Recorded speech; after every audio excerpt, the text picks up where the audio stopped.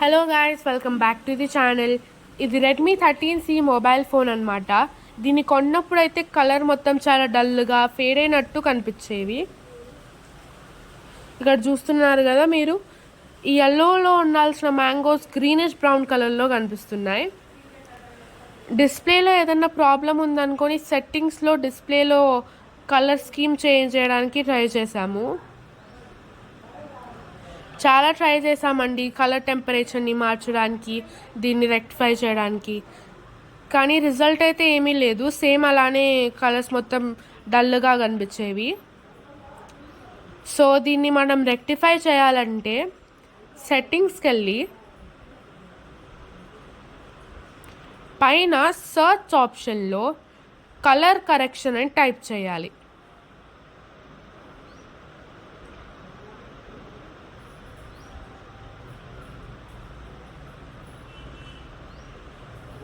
ఇక్కడ పైన వచ్చిన ఆప్షన్ అయితే మీరు క్లిక్ చేయాలండి.